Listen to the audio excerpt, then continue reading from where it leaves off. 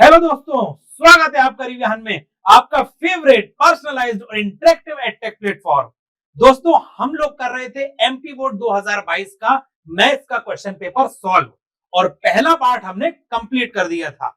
आज दोस्तों हम उसका सेकंड पार्ट में बचे हुए जितने भी क्वेश्चन थे सबको एक एक करके डील करेंगे। और दोस्तों इसको ध्यान से फॉलो करना और जितने फॉर्मूले आए, जितने कॉन्सेप्ट्स आए, सबको क्विकली फटाफट मेरे साथ रिवाइज करना। चलो दोस्तों हम लोग शुरू करते हैं अपना पार्ट 2 अपने एमपी बोर्ड 2022 के क्वेश्चन पेपर का। दोस्तों हम लोगों ने लास्ट लेक्चर में जो क्वेश्चंस पूरे किए थे उसके आगे हम लोग बढ़ते हैं। देखिएगा हमारे पास अब क्वेश्चन है, फलन tan inverse root over 1 minus cos x upon 1 plus cos x, इसको हमको सरलतम रूप में लिखना है। ये क्वेश्चन किसका है? ये हमारा इनवर्स ट्रिग्नोमेट्री का यानी प्रतिलोम त्रिकोणमितीय फलन का है। तो इस क्वेश्चन में देखिए क्या होगा, अगर आप ध्यान से देखोगे तो ये क्या लिखा हुआ है हमारे पास, tan inverse root over 1 minus cos x. 1 minus cos x क्या हो जाएगा मेरे पास? फॉर्मूला याद करो भैया, कक्षा 11 का पहले पार्ट में ही मैंने आपको क्या बोला था कि जितने भी त्रिकोणमितीय फलन के फॉर्मूले हैं क्लास 11 के, उस सब आपको याद होने चाहिए, क्योंकि जब तक वो याद नहीं होगा तब तक आप इसको सॉल्व ही नहीं कर पाओगे। खास तौर पे ये वाले फॉर्मूले तो बिल्कुल याद कर लेना। तो देखो ये मेरा ऐसा हो गया, 1 माइनस कॉस एक्स को मैं क्या लिख सकता हूँ, 2 कॉस स्क्वायर एक्स बाय 2 और 1 प्लस कॉस एक्स को 2 साइन स्क्वायर एक्स बाय 2।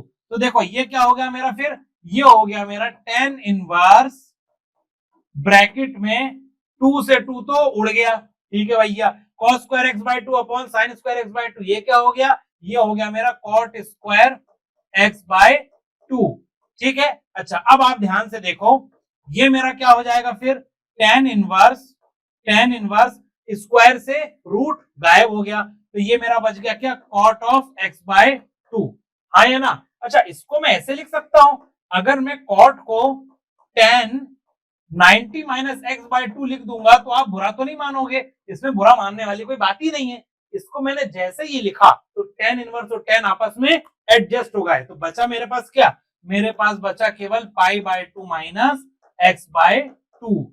अब आप अगर ध्यान से देखो तो जो क्वेश्चन मुझे इतना अजीब सा लग रहा था देखने में, उसको मैंने सरलतम रूप में व्यक्त कर दिया और मेरा उत्तर आ गया फाइनली क्या, पाई बटा 2 माइनस एक्स बटे 2। समझ में आ गया? चलो इसका पार्ट 2 करते हैं।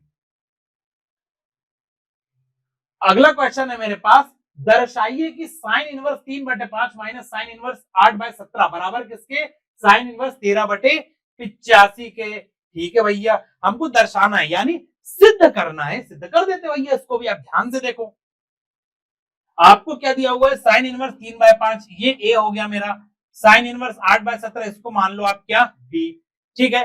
तो देखो मुझे प्रूफ क्या करना है, मुझे प्रूफ करना है कि ए माइनस बी किसके बराबर है, साइन इनवर्स 13/85 के बराबर है, हाँ या ना। ठीक है भैया, ये बात समझ में आ गई। तो हम साइन को इधर ले जाए तो ये क्या हो जाएगा मेरा, sine of a minus b बराबर 13/85, ठीक। तो ये मेरा सिद्ध हो गया, तो मेरा आंसर ही आ गया।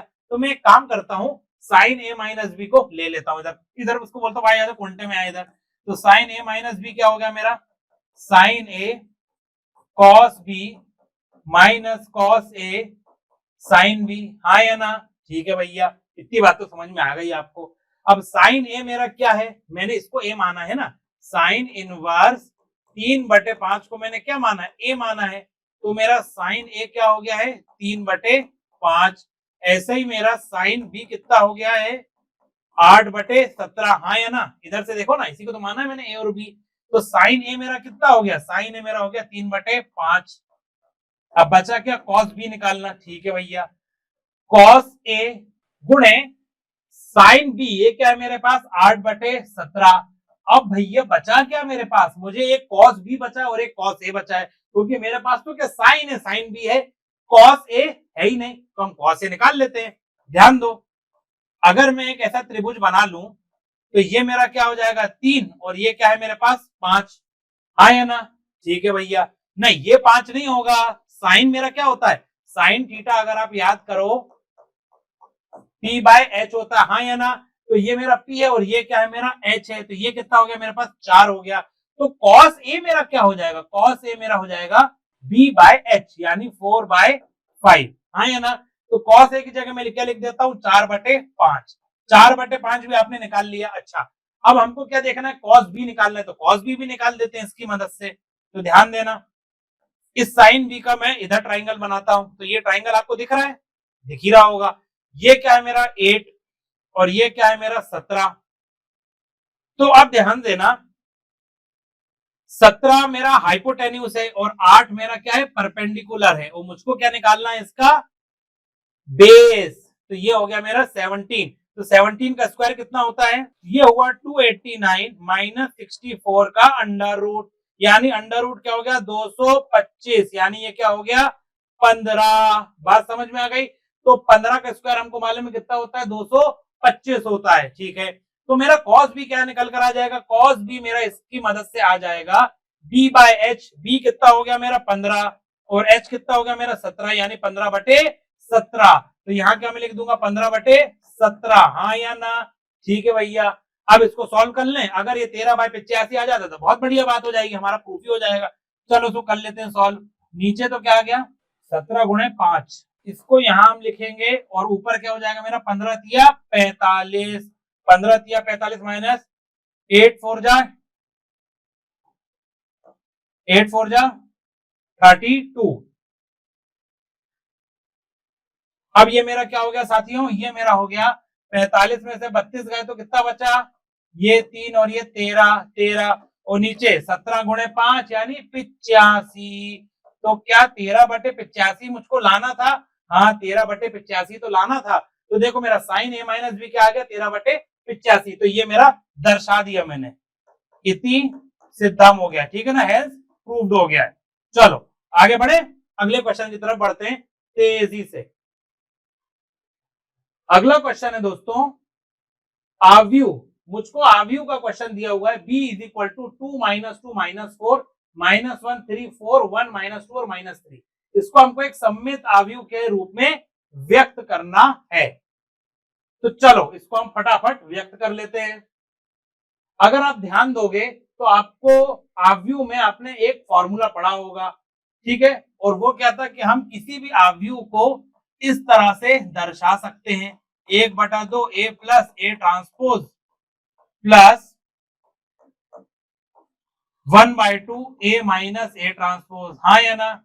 अब हम इसको इसी के रूप में दर्शाते हैं। तो ध्यान देना साथियों, सबसे पहले मैं क्या करूंगा, मेरा इधर क्या है बी दिया हुआ है, बी की जगह आप ए लिखो, कुछ भी लिखो, उससे तो कोई फर्क पड़ता नहीं है। तो देखो अगर मैं लिखूं a इज इक्वल टू, तो ये मेरा क्या है 2 - 2 - 4 -1 3 और 4 और 1 -2 और -3, ठीक है। अच्छा ए ट्रांसपोज मेरा क्या हो जाएगा, ए ट्रांसपोज मेरा हो जाएगा क्या 2 - 2 - 4 -1 3 4 1 -2 और -3, हाँ या ना, ठीक है भैया। अब अपन सबसे पहले क्या करेंगे, इस चीज को निकाल लेते हैं, फिर हम इसको निकालेंगे, ठीक है ना। तो इसको मैं मान लेता हूं क्या, इसको मैं क्या मान लू, इसको मैं अल्फा मान लेता हूं, उसको मैं बीटा मान लेता हूं, जो मानो आपका मान लेना है, तो मैं खाली अपनी सुविधा के लिए कर रहा हूं। तो अल्फा इज इक्वल टू क्या हो गया मेरा 1/2।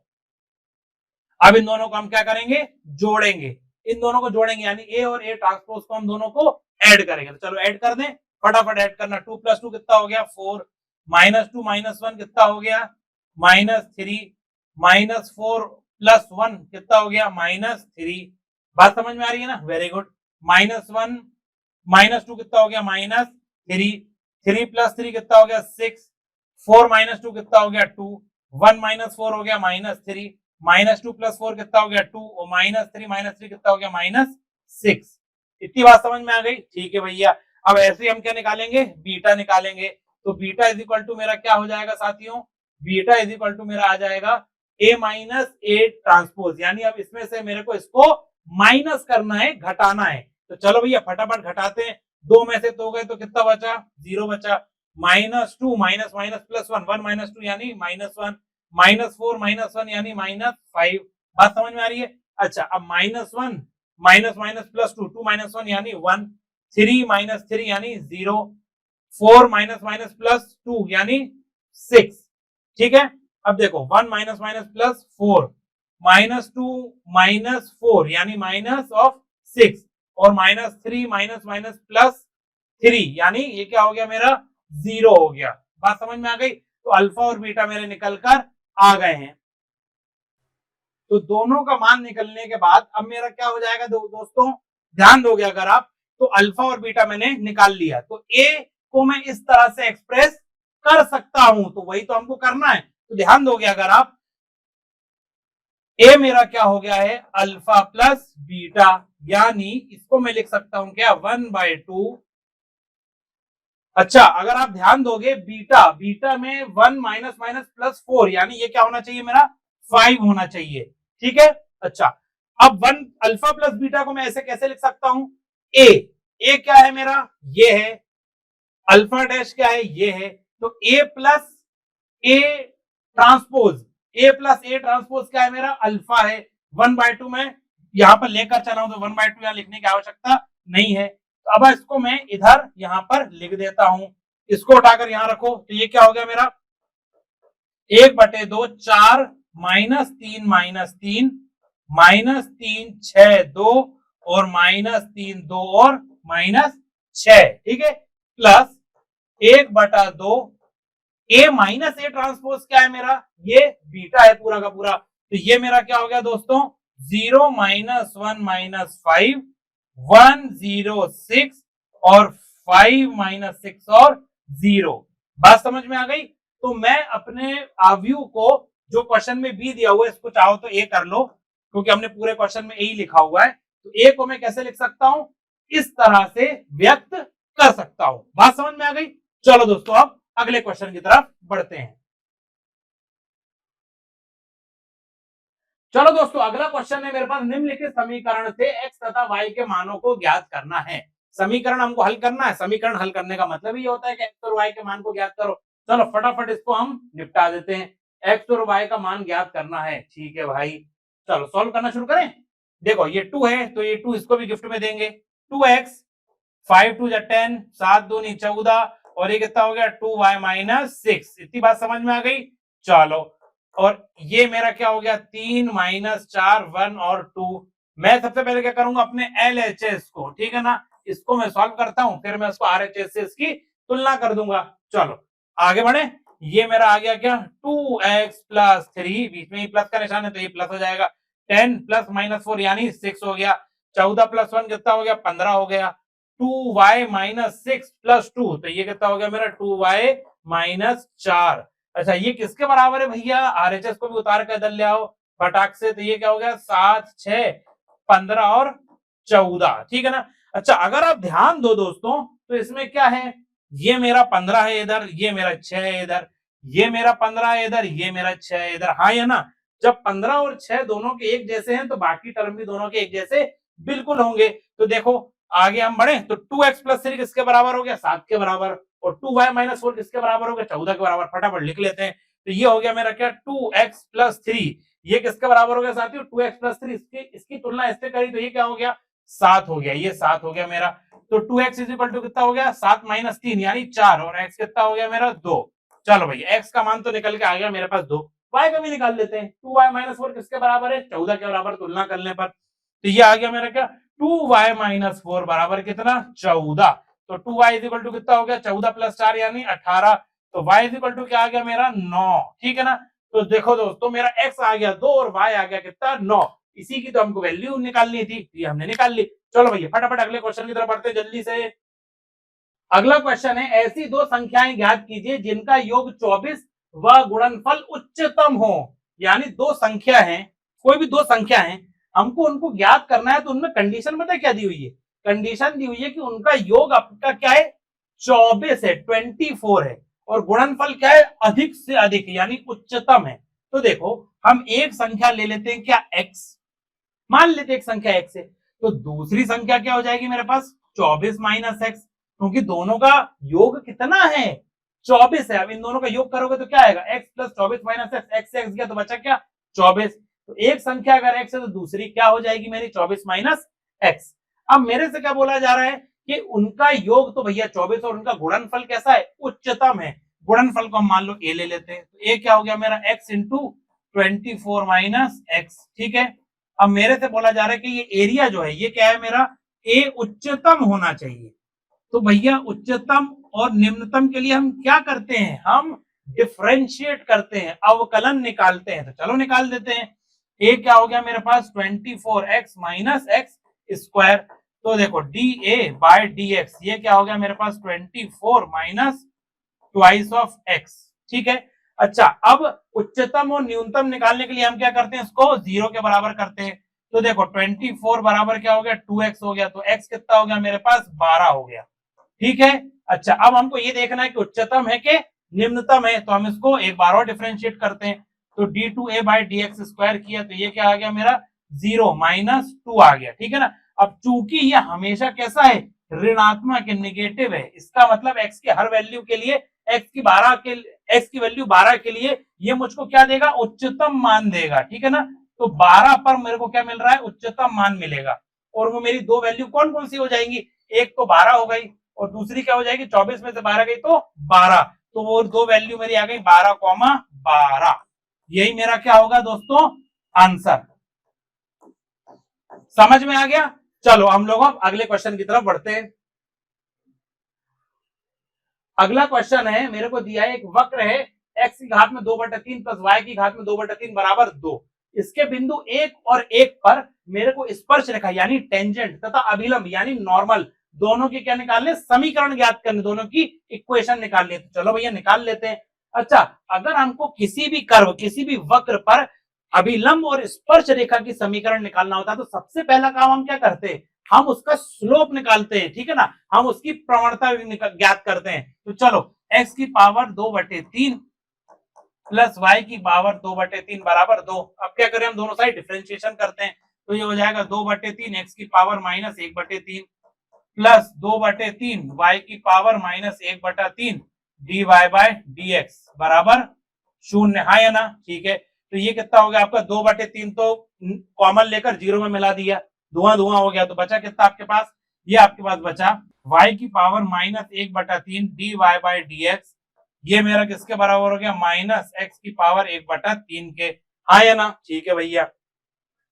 तो देखो dy बाय dx मेरा किसके बराबर हो गया, ये मेरा हो गया माइनस x की पावर x बाय y की पावर कितनी, माइनस 1/3। यहां तक तो पिक्चर क्लियर हो गई। हमने किया क्या, हमने किया ये कि सबसे पहले तो हमको जो ये वक्र दिया हुआ था इसको हमने डिफरेंशिएट किया। 2/3 x power minus 1/3 plus 2/3 y power minus 1/3 dy by dx बराबर 0।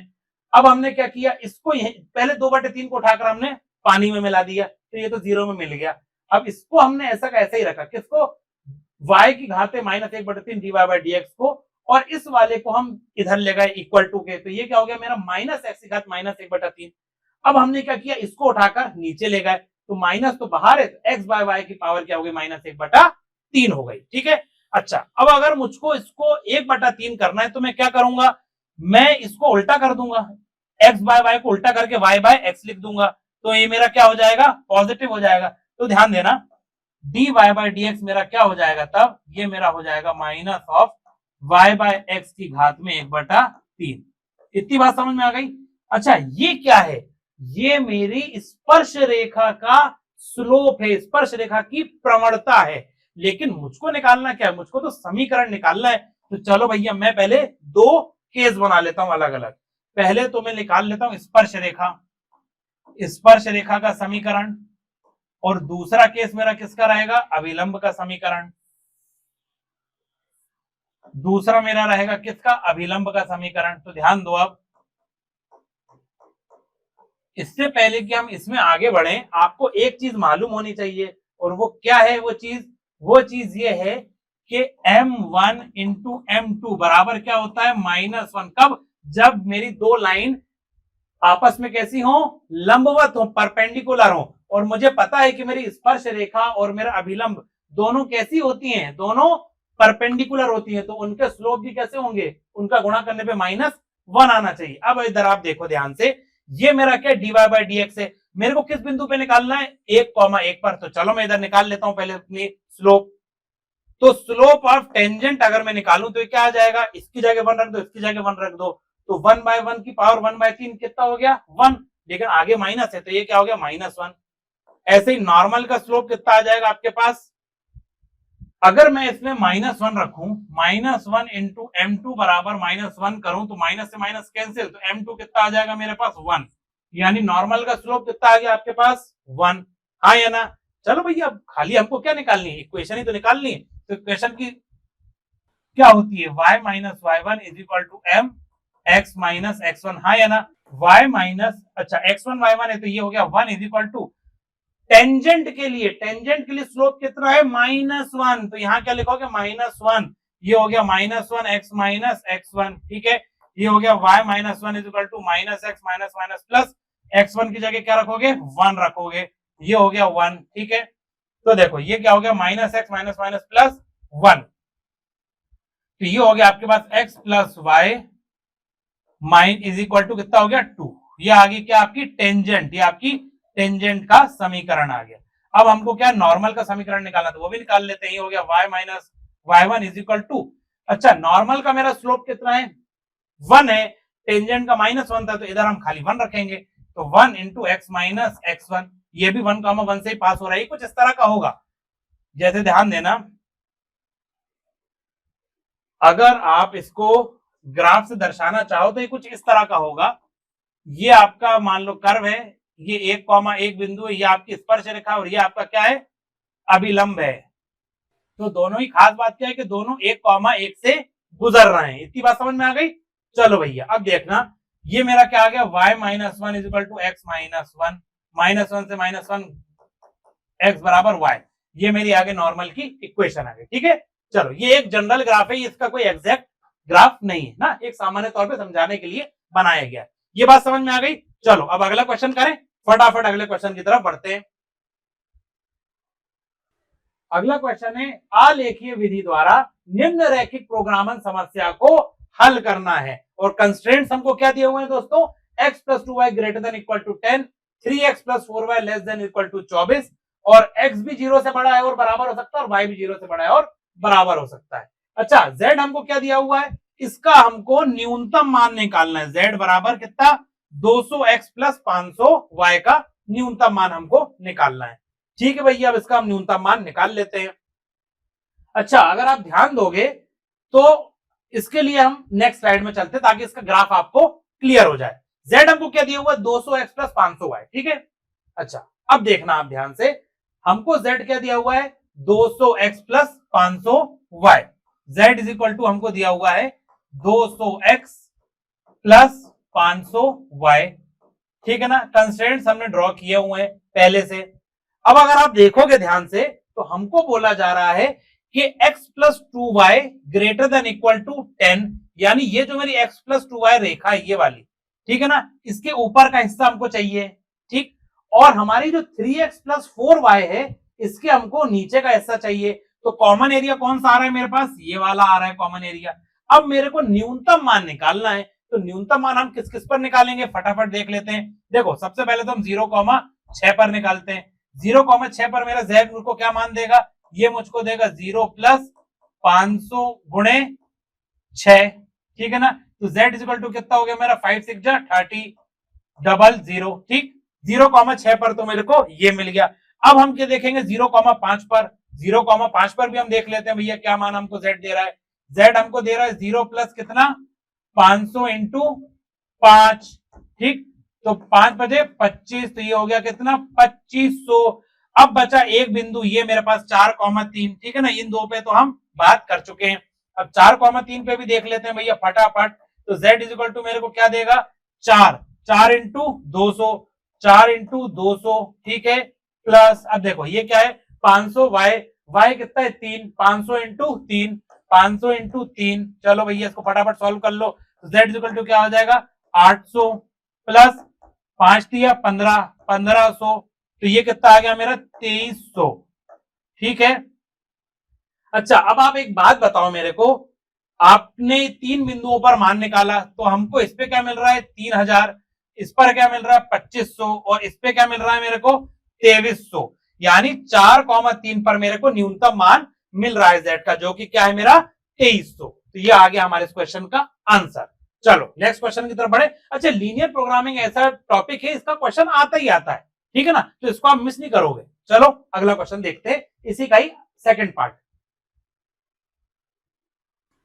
अगला क्वेश्चन है, आलेख द्वारा निम्न रैखिक प्रोग्रामन समस्या को हल कीजिए, ठीक है ना। कंस्ट्रेंट्स हमको दिए हुए हैं क्या, x plus y less than equal to 50, 3x plus y less than equal to 90 और x और y दोनों हमारे फर्स्ट क्वाड्रेंट में, ठीक है। और z हमको क्या दिया हुआ है, 4x प्लस वाई, और इसका हमको अधिकतम मान निकालना है, ठीक है ना दोस्तों, अधिकतम मान निकालना है किसका, z is equal to 4x plus y का। तो देखो इसका हम ग्राफ बनाएंगे तो ग्राफ कुछ इस तरह का बनेगा। हमको किसका अधिकतम मान निकालना है, z is equal to 4x plus y का, ठीक है भैया, तो निकाल लेते हैं फटाफट। z is equal to 4x plus y का अधिकतम मान, तो z is equal to 4x plus y का हमको मैक्सिमम वैल्यू निकालनी है। अच्छा, सबसे पहले तो हम क्या करते हैं, हमारे इंटरसेक्शन पॉइंट निकालते हैं, इंटरसेक्शन पॉइंट, ठीक है। x plus y is equal to 50, इसका हमको लेस देन वाला एरिया चाहिए, यानी ये वाला एरिया आएगा, और ये वाली जो हमारी रेखा है 3x प्लस वाई बराबर 90, ये भी इसका हमको लेस देन वाला पोर्शन दिया हुआ है। तो दोनों का कॉमन एरिया मुझे कौन सा मिल जाएगा, कुछ ये वाला एरिया मिल जाएगा, कॉमन एरिया, ठीक है ना। और इंटरसेक्शन पॉइंट मेरे पास कौन कौन से हैं, कॉर्नर पॉइंट्स ये 3 और एक ये, तो इन चारों पर हम पहले वैल्यू निकालकर देख लेते हैं, फिर हम देखते हैं कि कौन सी ऐसी वैल्यू है जिसमें हमको z सबसे अधिकतम मिल रहा है। तो चलो दोस्तों फटाफट निकालें, 0,0 पर निकालें सबसे पहले, तो z इज इक्वल टू क्या मिल जाएगा मेरे को, 0 प्लस 0 यानी 0, निकालो या ना निकालो बराबर हो गया, लेकिन निकालना है आपको। 0,50 पे देख लेते हैं भैया फटाफट, 0,50 पर z इज इक्वल टू क्या हो जाएगा मेरे को, 4 हो गया प्लस 50, ठीक है ना, तो ये कितना आ गया मेरा 50 आ गया, हाँ या ना, ठीक है। अच्छा 0,50 भी हमने देख लिया, अब हम देख लेते हैं क्या 20,30, 20,30 पे भी देख लो जल्दी से, z is equal to 20,30, 20 into 4 two जा 8 यानी 80 प्लस ये कितना हो गया मेरे पास y कितना है मेरे पास 30 दिया हुआ है, तो ये कितना हो गया मेरा 110 हो गया, हाँ या ना, ठीक है। अब मेरा आखिरी क्या बचा पॉइंट, आखिरी मेरा 30,0 है, तो 30,0 पे भी हम देख लेते हैं भैया क्या मान हमको दे रहा है। 30 पे क्या दे रहा है, 4 3 12 यानी 120, ठीक है भैया, ये 120 हो गया, प्लस y कितना है मेरे पास 0 हो गया, तो ये कितना हो गया मेरे पास 120 हो गया। अब आप देखोगे इन चारों में सबसे अधिकतम मान आपको क्या मिल रहा है, सबसे अधिकतम मान आपको मिल रहा है क्या 120, और किस पर मिल रहा है वो आपको 30,0 पर, समझ गए। तो हमको अधिकतम मान ही निकालना था, तो अधिकतम मान मेरा 120 है, तो ये मेरा अधिकतम मान आ गया 30,0 पे, समझ में आ गया। तो लीनियर प्रोग्रामिंग के दोनों क्वेश्चन हम लोगों ने हल कर लिए। अच्छा, ये ग्राफ आप लोग साफ सुथरा बनाना एकदम एग्जाम में, ठीक है। चलो अगले क्वेश्चन पर बढ़ते हैं। क्वेश्चन दिया हुआ है, निम्नलिखित सारणिक हल कीजिए। ये एक सारणिक दिया भैया, इसको फटाफट हमको हल करना है। अच्छा, हल करने का मतलब क्या होता है, हल करना मतलब x का मान निकालना है। देखो ना क्वेश्चन में आपको x दिया हुआ है, तो इसी का तो हमको मान निकालना है। चलो भैया फटाफट इसका हम मान निकाल लेते हैं। तो देखो ये क्या हो जाएगा मेरा x प्लस 1, ये क्या हो गया x प्लस 2 गुणे x प्लस 4 माइनस 5 दिया 15 माइनस 3 इन दोनों को छुपा दो तो क्या हो जाएगा 2x प्लस 8 माइनस, ठीक है ना, इन दोनों को छुपा दिया आपने, 2x प्लस 8 माइनस 5 दूनी 10, बात समझ में आ रही है ना, वेरी गुड, प्लस 5 एक आखिरी बचा, इसको भी लिख ही देते अच्छे से, इसको छुपाए तो क्या हो गया 3 दूनी 6 minus 2x minus 4, 6 minus 2x minus 4, ठीक है ना, x प्लस 2x माइनस 4 हो गया। चलो अब इसको हम एक्सपेंड कर लेते हैं, ये मेरा क्या हो जाएगा x प्लस 1, ये हो गया x square plus 4x plus 2x plus 4 दूनी 8 माइनस 15 माइनस 3 टाइम्स, ये हो गया क्या मेरा 2x प्लस 8 माइनस 10 कितना हो गया मेरा माइनस ऑफ 2, हाँ या ना, 8 में से 10 गया तो कितना बचा माइनस का 2 बचा, प्लस 5 और ये कितना हो गया 6 में से 4 गए तो 2 माइनस 2x, इतनी बात समझ में आ गई। चलो फर्दर सिंप्लीफाई करें इसको तो कितना हो जाएगा साथियों x प्लस 1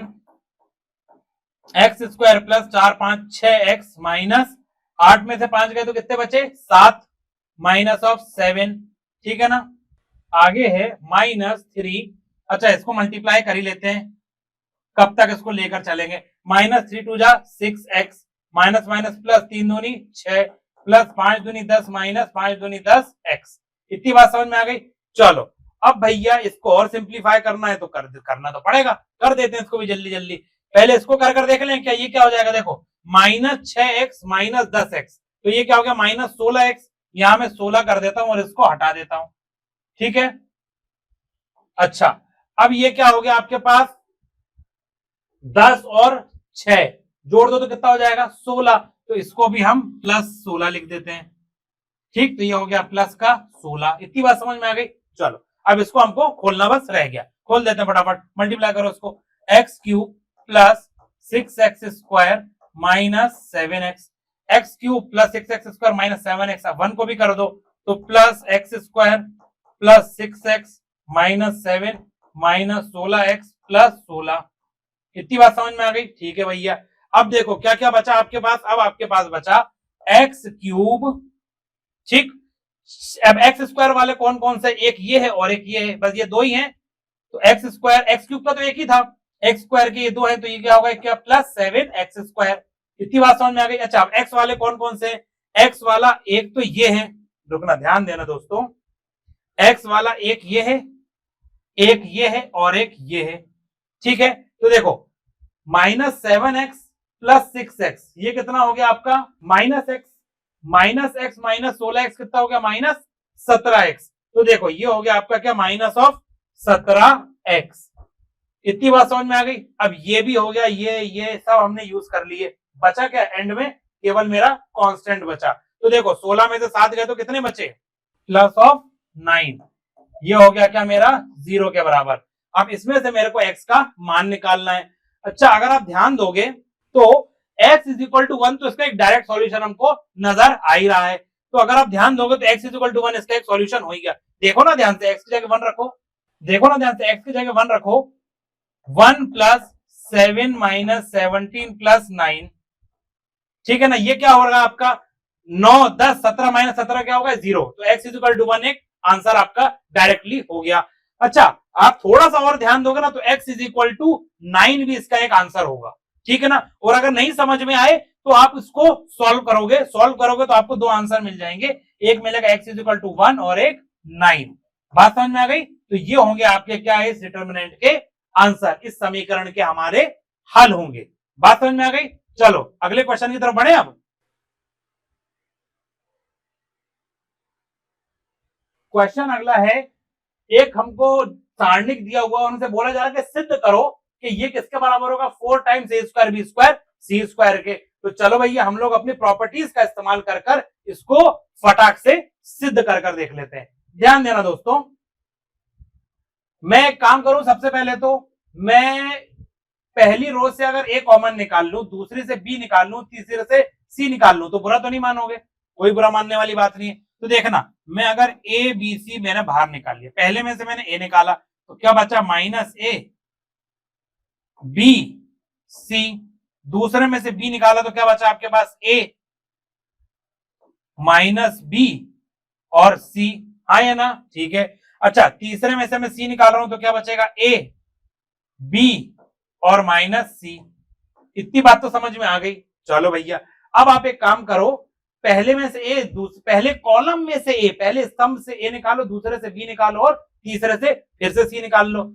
तो ये जैसे ही आप करोगे तो बाहर क्या आ जाएगा a² b² c² और अंदर क्या बचेगा, अंदर एक प्यारा सा मैट्रिक्स बचेगा, प्यारा सा डिटरमिनेंट बचेगा, क्या -1 1 1 1 -1 1 1 1 -1। बात समझ में आ गई। तो जो इतना अजीब सा दिख रहा था, हमने दो प्रॉपर्टी लगाई और यहां तक पहुंच गए। तो इसको हम सॉल्व करेंगे तो देखो ये क्या हो जाएगा, ये हो जाएगा मेरा a² b² c²। अब देखो -1 माइनस माइनस प्लस क्या 1 -1, ठीक है ना। ये हो गया मेरा क्या -1, इसके अलॉन्ग में क्या कर रहा हूं एक्सपेंड कर रहा हूं, तो ये हो जाएगा मेरा माइनस माइनस प्लस 1 -1, ठीक। अब यहां हो गया मेरा -1 ये हो जाएगा मेरा -1, ठीक, प्लस फिर से 1 +1 जैसे ही हो गया तो क्या 1 माइनस माइनस प्लस 1। बात समझ में आ गई? इतनी बात क्लियर हो गई? ठीक है भैया, इतनी बात क्लियर हो गई। अच्छा, अगर आप देखोगे तो अब इसको हम आगे सॉल्व करते हैं। 1 माइनस 1 तो 0 हो गया, ये पूरा 0 हो गया। ये बचा क्या मेरा, a square B square C square, और ये हो गया minus minus plus, minus minus plus minus 1 minus 2, और माइनस माइनस प्लस यानी प्लस 2। तो 2 प्लस 2, 2 प्लस 2 कितना होता है, 4। तो ये क्या हो गया मेरा, 4a स्क्वायर बी स्क्वायर सी स्क्वायर। दोस्तों यही तो मुझको सिद्ध करना था, तो ये मेरा सिद्ध हो गया है, और यही हमारा क्या आंसर। ठीक है, चलो अगले क्वेश्चन की तरफ बढ़े फटाफट। अगले क्वेश्चन की तरफ तेजी से बढ़ते हैं। क्वेश्चन नंबर है, बिंदु x बराबर 0 पर फलन fx is equal to 1 minus cos x by x square कब, जब x हमारा 0 नहीं है। और जब x हमारा 0 है तो क्या है, फलन की वैल्यू 1/2। अब हमको क्या करना है, इसके सातत्य पर विचार करना है। विचार कुछ नहीं करना, बस सोचने मत बैठ जाना एग्जाम में। हमको ये बोल रहा है कि तुम सिद्ध करो कि क्या ये फलन संतत है भी या नहीं है। तो चलो हम सीधे सीधे मैथमेटिकली बात करते हैं, विचार विमर्श का टाइम हमारे पास नहीं है, और एग्जाम में तो बिल्कुल नहीं रहेगा। चलो दोस्तों, अब देखना आप ध्यान से। मेरे को पता है कि मेरा फलन, कोई भी फलन मेरा एफ एक्स, अगर मैं कहूं कि ए पर वो संतत है, तो इसका मतलब क्या होता है, इसका मतलब होता है कि limit x tends to a, f x बराबर किसके होना चाहिए, एफ ए के। ठीक, अगर limit x tends to a, f x f a के बराबर है, तो मेरा फलन ए पर कैसा होगा, संतत होगा। ठीक है भैया, अब मेरे को क्या, 0 पर जांच करनी है। तो एफ 0 क्या है मेरा, 1/2। अब मेरे पास जिम्मेदारी क्या है, मेरा दायित्व अब ये बचता है कि मैं कैलकुलेट करूं limit x tends to 0 f x, इसका मान मुझको निकालना है। अगर ये मेरा 1/2 आ जाता है, तब तो भैया मेरा फलन कैसा हो गया, संतत हो गया। चलो सबसे पहले तो हम बाएं हाथ की और दाएं हाथ की सीमा निकालते हैं। तो चलो सबसे पहले लेफ्ट हैंड लिमिट निकाल लेते हैं। लेफ्ट हैंड लिमिट निकालोगे तो क्या हो जाएगा, वो लिमिट एच टेंड्स टू 0, अच्छा 0 से थोड़ा सा पहले यानी इस पर, तो ये हो जाएगा मेरा क्या, 1 minus cos of minus H upon minus of H का स्क्वायर। यही होगा कि नहीं होगा, ठीक है भैया ये होगा। तो ये क्या हो जाएगा मेरा, 1 minus cos H upon H square. Limit क्या है मेरी, एच टेंड्स टू 0। इतनी बात समझ में आ गई? तो देखो cos 2 थीटा का फॉर्मूला क्या होता है मेरे पास, 2 साइन स्क्वायर थीटा माइनस 1। होता है कि नहीं होता, ठीक है भैया होता है। अच्छा, तो ऐसे ही अगर मैं cos h को लिखना चाहूं तो मैं क्या लिख दूंगा, मेरे पास क्या 1 माइनस कॉस एच है, ठीक है ना, 1 माइनस कॉस एच है। तो 1 माइनस कॉस एच को मैं क्या लिखूंगा, इसको मैं अगर इधर ले जाऊं तो क्या हो जाएगा, cos 2 थीटा का फॉर्मूला मेरा होता है एक्चुअल में cos 2 theta is equal to 1 minus 2 sine square theta. इतनी बात तो मेरे को मालूम है। अच्छा, अब आप देखना मेरे को क्या चाहिए, 1 माइनस कॉस थीटा। तो ये क्या हो जाएगा मेरा, 2 sine square theta is equal to क्या, 1 minus cos 2 theta. 1 minus cos 2 theta क्या हो गया मेरा, 2 साइन स्क्वायर थीटा। तो ये मेरा क्या हो जाएगा, ये मेरा हो जाएगा limit of h tends to 0। 1 minus cos h को मैं क्या लिख सकता हूं, twice of sine square h बटे 2 बटे एच स्क्वायर, हाँ या ना, ठीक है। अच्छा, अब अगर आप देखोगे तो ये h में क्या है, बटे में 2 है, तो यहां पर भी मेरे को बटे में 2 करना पड़ेगा। तो यहां पर 4 बटे में और यहां पर 4। ठीक, तो अब देखो आप लिमिट रखने में साइन के बाजू में 0 आ रहा है और नीचे भी 0 आ रहा है, और जो साइन के बाजू में वही नीचे भी, तो वैल्यू कितनी हो गई, ये तो हो गया क्या मेरा 1। तो ये मेरा जब मैंने लिमिट रख दी तो मेरा आंसर क्या आ गया, 1/2। ठीक है, तो ये क्या आ गई, मेरी लेफ्ट हैंड लिमिट आ गई। ऐसे ही मैं फटाफट राइट हैंड लिमिट भी निकाल लेता हूं। तो राइट हैंड लिमिट निकालूंगा तो ये मेरा क्या आ जाएगा, limit of h tends to 0 1 minus cos h upon h square. ठीक है, अब इधर माइनस प्लस का लोचा ही नहीं है। अब इसकी लिमिट तो अभी थोड़ी देर पहले हमने कैलकुलेट करी ना, क्या आएगी, इसकी वैल्यू भी मेरी आ जाएगी 1/2। तो मैंने देख लिया कि RHL बराबर LHL है, LHL बराबर आ गया कितना, f ऑफ 0 यानी 1/2 के। तो मेरा फलन कैसा है, 0 पर संतत है। बात समझ में आ गई, मेरा फलन 0 पर कैसा हो गया, संतत हो गया। चलो अब अगले क्वेश्चन पे बढ़ते हैं। क्वेश्चन है हमारा dy बाई dx का मान ज्ञात कीजिए यदि x बराबर a t plus sign T है और y बराबर a 1 माइनस कॉस टी है। तो हमको क्या निकालना है, dy बाई dx निकालना है। x हमारे पास दिया हुआ है और y हमारे पास दिया हुआ है। तो देखना दोस्तों, मैं सबसे पहले ऐसे क्वेश्चन में क्या करता हूँ, dx बाई dt निकालता हूँ और dy बाई dt निकालता हूँ, फिर दोनों को क्या कर देता हूँ, डिवाइड कर देता हूँ। तो चलो x इज इक्वल टू मेरे को क्या दिया हुआ, at plus a sine t, हाँ या ना, ठीक है। तो सबसे पहले मैं क्या कर लूं, dx बाई dt निकाल लेता हूं। तो ये मेरा क्या हो गया, a plus a sine t का कॉस टी, ठीक, ये हो गया मेरा नंबर 1, ठीक है ना, a plus a sine t का कॉस टी। अब इधर देखो आप, y इज इक्वल टू क्या है मेरे पास, a minus a cos T. तो देखो dy बाई dt मेरे पास क्या हो गया, ये हो गया मेरे पास 0 माइनस a कॉस थीटा का क्या होता है मेरा differentiation minus of sine theta, तो ये क्या हो गया मेरा साइन टी। तो ये होगा मेरा समीकरण नंबर 2, ठीक है। अब देखो मेरे को dy बाई dx निकालना है ना, तो मैं 2 डिवाइडेड बाय 1 कर देता हूं। तो ये मेरा क्या हो जाएगा, dy बाई dt बटे क्या dx बाय dt। तो ये मेरा क्या निकल कर आ गया साथियों, a साइन टी बटे dx बाई dt क्या हो गया मेरा a plus a cos t, ठीक। तो ये मेरा क्या हो गया, a कॉमन निकाल के काट दो तो बचेगा क्या आपके पास, sine t upon 1 plus cos of t. तो यही क्या है आपका फाइनल आंसर। बात समझ में आ गई।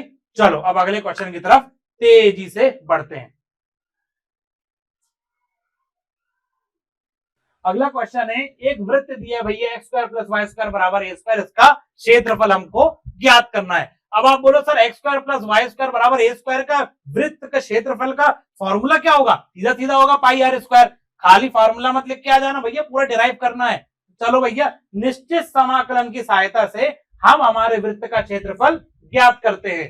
ध्यान देना साथियों, देखना मेरे पास है एक वृत्त, ठीक है, ये मैंने एक वृत्त बना लिया, ये इसकी त्रिज्या कितनी है मेरी 1,0।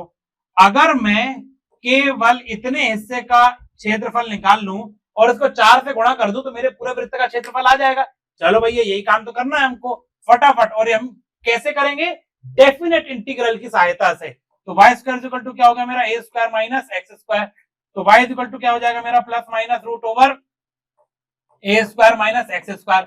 अब ये वाला जो मेरा हिस्सा है ये क्या है, ये मेरा पहले क्वाड्रेंट में है, तो यहाँ माइनस का कोई काम नहीं है। तो y इज इक्वल टू क्या हो जाएगा मेरा प्लस का सिर्फ ए square minus x square.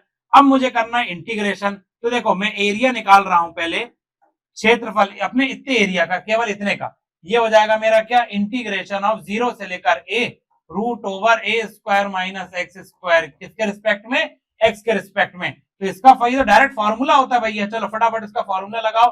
Formula हो गया क्या इसका, x by 2 root over a square minus x square plus of a square by 2 sine inverse x by a, ठीक है ना। इसकी लिमिट कहां से कहां तक होगी मेरी, 0 से लेकर a के बीच में। तो चलो फटाफट लिमिट लगाओ, अपर लिमिट लगाओ पहले। तो क्या हो गया आपका a by 2 root over a square minus a square plus a square by 2 into क्या हो गया sine inverse a by a यानी 1 माइनस 0 लगाओगे तो ये भी 0 और साइन इनवर्स 0 यानी 0, ये पूरा क्या हो जाएगा 0। तो लिखो ना लिखो ये क्या है, बराबर है। ये भी क्या हो गया आपका 0। तो बचा क्या आपके पास, साइन इनवर्स 1 कितना होता है, ये हो गया मेरा क्या ए स्क्वायर बाय 2 और साइन इनवर्स 1 मेरा क्या होता है पाई बाय 2, ठीक है ना। तो ये मेरा क्या हो गया साथियों, पाई ए स्क्वायर बाय 4। अब आप बताओ मुझे कि इतने का मेरा क्षेत्रफल हो गया पाई ए स्क्वायर बाय 4। तो इन चारों का क्षेत्रफल कितना हो जाएगा, इसको मैं 4 से गुणा कर दूंगा तो मेरे पूरे वृत्त का क्षेत्रफल कितना हो जाएगा, पूरे के पूरे मेरे वृत्त का क्षेत्रफल हो जाएगा 4 गुणे कितना पाई ए स्क्वायर बाय 4। तो 4 से 4 गया, बचा कितना पाई ए स्क्वायर। ये तो मैंने बचपन में याद किया था, ठीक है। तो चलो दोस्तों इतना तो समझ में आएगा होगा, लोग फटाक से अगले क्वेश्चन की तरफ बढ़ते हैं। ध्यान देना, अगला क्वेश्चन मेरे को बोल रहा है कि एक दीर्घवृत्त है यानी एक इलिप्स है, x square by a square plus y square by b square is equal to 1। इससे घिरे क्षेत्र का हमको क्या निकालना है, क्षेत्रफल निकालना है। तो ठीक है भैया हम इसका भी क्या निकाल लेते हैं, फटाफट क्षेत्रफल निकाल लेते हैं। अच्छा मेरा इलिप्स कैसा होता है, मेरा इलिप्स कुछ इस तरह का होता है, यूं, ठीक है, तो अगर मैं इतने क्षेत्र का निकाल लूं क्षेत्रफल, तो उसको मैं 4 से गुणा कर दूंगा तो मेरे को पूरे इलिप्स का मिल जाएगा, हाँ या ना? ठीक है भैया। अच्छा, अगर आप ध्यान से देखोगे अब, तो मेरा ये क्या निकल कर आ जाएगा, y square by b square is equal to 1 minus x square by a square. ठीक है ना, ये मेरा क्या हो गया, ये मेरा a कॉमा 0 होगा और ये मेरा क्या होगा, 0 कॉमा बी होगा। ठीक है ना, अब इधर से क्या आ जाएगा मेरा, y square is equal to b square, ये हो गया मेरा a square minus x square बटे ए स्क्वायर, हाँ या ना? तो y इज इक्वल टू क्या हो गया मेरा, plus minus B bye a root over क्या, ए स्क्वायर माइनस एक्स स्क्वायर। अब चूंकि मैं अपने खाली पहले क्वाड्रेंट का क्षेत्रफल निकाल रहा हूं, तो माइनस से मुझे कोई मतलब नहीं है, तो माइनस को मैंने उड़ा दिया, तो y इज इक्वल टू मेरे पास क्या हो गया, केवल b by a root over a square minus x square. ठीक है ना, तो ये y निकल कर मेरे पास आ गया। अच्छा भैया, y मेरे पास निकल कर आ गया, अब मुझे क्या करना है, समाकलन करना है इसका, इंडेफिनेटली डेफिनेट इंटीग्रेशन करना है। कहां से कहां के बीच में, 0 से लेकर a के बीच में। तो मेरे पास एरिया आ जाएगा, एरिया बराबर, एरिया किसका है, इतने का एरिया, इसको मैं 4 से गुणा करूंगा आखिरी में। ठीक है, तो ये मेरा क्या हो जाएगा, 0 से लेकर a के बीच में b by a root over a square minus x square, x के रिस्पेक्ट में। ठीक है, तो ये आ गया मेरा b बाय ए बाहर। अब मेरा अंदर क्या बचेगा, अंदर मेरा बचा है x by a root over a square minus x square plus a square by 2 sine inverse x बटे a। कहां से कहां के बीच में भैया, 0 से लेकर a के बीच में, यहाँ 0,0 से मैं a,0 जा रहा हूं। ठीक है ना, x की क्या लिमिट हो जाएगी, 0 से लेकर a। ठीक, चलो अब इसको आगे करें तो क्या हो जाएगा, ये मेरा b बाय ए, लिमिट रखो, a रखोगे तो ये क्या हो गया 0, प्लस इसकी जगह a रखोगे तो क्या हो जाएगा, a cancel, sine inverse 1 pi by 2, तो a स्क्वायर पाई बाय 2। बात समझ में आ गई? तो a स्क्वायर बाय 2 तो है ही, और इसका पाई बाय 2 भी, तो ये क्या हो जाएगा, a pi a square by 4। ठीक है, अच्छा अब हम 0 रख दें, 0 रखोगे तो क्या, ये तो पूरा गायब हो जाएगा, और साइन इनवर्स 0 ये भी 0 हो जाएगा, तो खाली केवल आपके पास इतना बचेगा। इधर a से a कैंसिल हो गया, तो ये क्या बचा आपके पास, पाई ए बी बाय 4, यानी इतने छोटे से एरिया का क्षेत्रफल कितना आ गया, पाई ए बी बटे 4। अगर मेरे को पूरे के पूरे दीर्घवृत्त का क्षेत्रफल निकालना रहेगा, पूरे के पूरे दीर्घवृत्त का क्षेत्रफल निकालना रहेगा, तो इसको मैं किससे, 4 से गुणा कर दूंगा, तो 4 इंटू क्या हो जाएगा मेरे पास, पाई ए बी बटे 4, 4 से 4 कैंसिल, तो बचेगा क्या मेरे पास, पाई ए बी। यही तो मेरे पूरे के पूरे दीर्घवृत्त का क्या है, क्षेत्रफल है। तो समझ गए हमने इसको कैसे निकाला। इसमें मेन चीज दिमाग में रखने की क्या है, हमारा ये वाला फॉर्मूला। अगर आपको ये वाला फॉर्मूला याद नहीं रहेगा तो फिर आप कैसे कर पाओगे मित्रों। इसीलिए मैं बोलता हूं कि फॉर्मूले जितने भी हैं सारे के सारे अच्छे से लिख लिख के प्रैक्टिस कर करके क्या कर लो, कंठस्थ कर लो। ठीक है, चलो दोस्तों अब अगले क्वेश्चन की तरफ बढ़ते हैं। क्वेश्चन है हमारे पास, अवकल समीकरण dy बाई dx बराबर e की घात x minus y plus x गुणे e की घात माइनस वाई, इसको हमको हल करना है। तो चलो भैया फटाफट इस डिफरेंशियल इक्वेशन को हल कर लेते हैं हम। ध्यान दोगे अगर दोस्तों आप, तो ये क्या है मेरा, dy by dx is equal to, इधर क्या e की घात में माइनस वाई, तो उसको भी हम अलग अलग करके लिख दें, e की पावर x इंटू e की power minus y plus x into e की पावर माइनस वाई। अच्छा, इसमें से आप e की पावर माइनस वाई कॉमन निकाल लो, तो ये क्या हो जाएगा, e की पावर x प्लस x। बात समझ में आ गई? ठीक है भैया, देखो e की पावर y माइनस वाई इसमें भी और इसमें भी, तो दोनों से हमने कॉमन निकाल लिया, तो अंदर क्या बचा, e की घात में x प्लस x। अब यहाँ क्या बचा मेरा, dy बाय dx। तो देखो अब मैं क्या करता हूँ, dx को उधर ले जाता हूँ और e की पावर माइनस वाई को उधर ले जाता हूँ, तो ये हो गया e की power y dy is equal to e की power x plus x dx। ठीक है, अब दोनों साइड हम क्या करेंगे, समाकलन, तो e की पावर y का तो e की पावर y ही आ जाएगा, इज इक्वल टू, इनको अलग अलग कर दो, तो e की पावर x का e की पावर x प्लस x का क्या हो जाएगा, x square by 2 plus c। तो ये क्या आ गया भैया, हमारे अवकल समीकरण का हल, सामान्य हल आ गया। ठीक है ना, पर जनरल सॉल्यूशन निकल गया। ठीक, अगला क्वेश्चन देखें, एक क्वेश्चन और बचा, आपका क्वेश्चन पेपर पूरा का पूरा फिनिश हो जाएगा। चलो दोस्तों फटाफट हम आखिरी क्वेश्चन को भी उड़ा देते हैं। देखो अगला क्वेश्चन है मेरा, अवकल समीकरण dy बाई dx बराबर root over 1 minus y square upon 1 minus x square, इसको हमको क्या करना है, हल करना है। तो देख लो भैया फटाफट इसको हल कर देते हैं। ये मेरा क्या हो जाएगा, dy by dx is equal to क्या, root over 1 minus y square upon root over 1 minus x square. अब y को y के साथ ले जाओ, x को x के साथ ले जाओ, तो ये क्या हो जाएगा मेरा dy by root over 1 minus y square is equal to dx upon root over 1 minus x square. अब आपको याद होना चाहिए कि ये फॉर्मूला होता है, किसका फॉर्मूला होता है, ये फॉर्मूला अगर आप दोनों साइड इंटीग्रेशन करोगे तो ये क्या हो जाएगा, sine inverse y is equal to क्या, sine inverse x plus c।